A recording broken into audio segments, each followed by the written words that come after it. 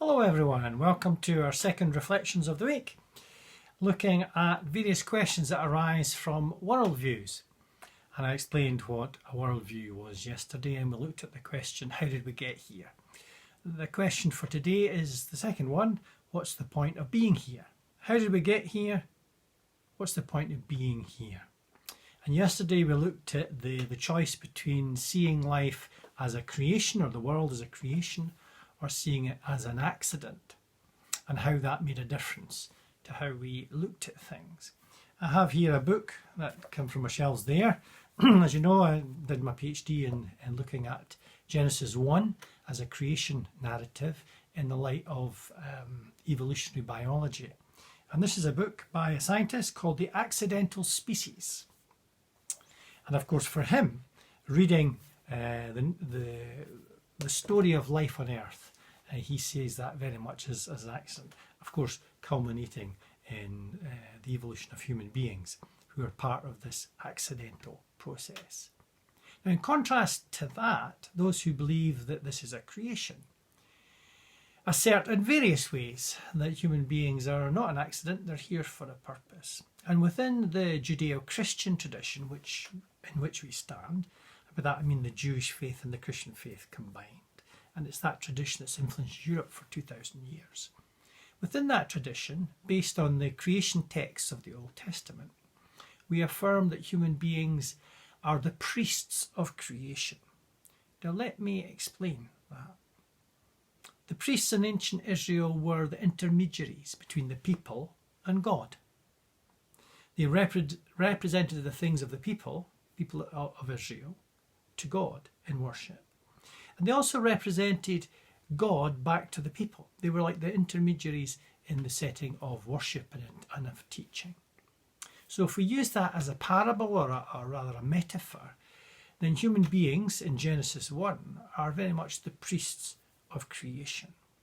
We're on the boundary between the world of nature and animal life and the boundary with the divine.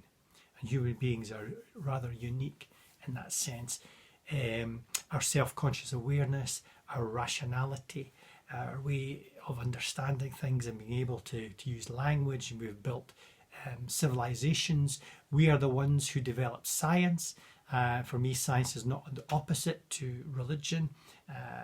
As someone who believes in God, science is a gift of God. It can only happen because the world was created through reason. So human beings are at the boundary edge and we are representatives, we are the priests of creation. Now the accusation has been down in recent years that this understanding in Genesis 1 has become almost a mandate for the abuse of nature by human beings, because we see ourselves as set apart. We are made in the image of God and we're so different we can do what we want. But Genesis 1 doesn't mandate that at all. It's not a mandate for exploitation. We're not the lords or the masters of creation. The Bible does not say that. In fact, I've got a book to my left here called Man Masters Nature, and it's about the advent of science after the Enlightenment.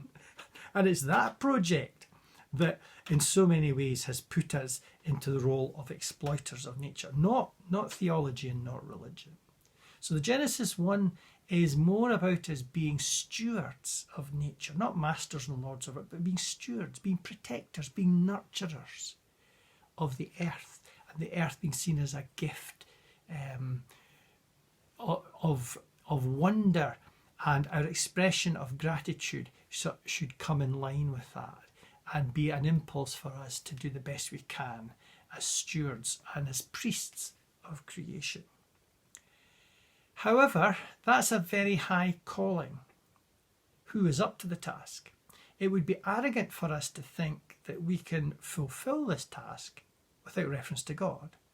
If God is the source of all that is, he is the creator, and he's the one who's given us this task. It would be arrogant to try and do this without any reference to him.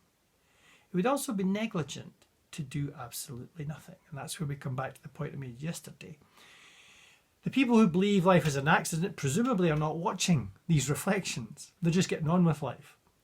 But you who are watching it, presumably you have some kind of interest in the church, are a church member, or at least believe that God exists. So the question then is, okay, so you believe God exists. Well, what is God like? And what's the point of things? Why are we here? Is there a connection between that belief and what we're going to do? And that's why to do nothing would be quite negligent. However, there's a problem. Look at the way the world is. Look at the state of it. And I want to read here from a Queen song. And I know from the Stones to the Queen, I'm quite broad in my tastes.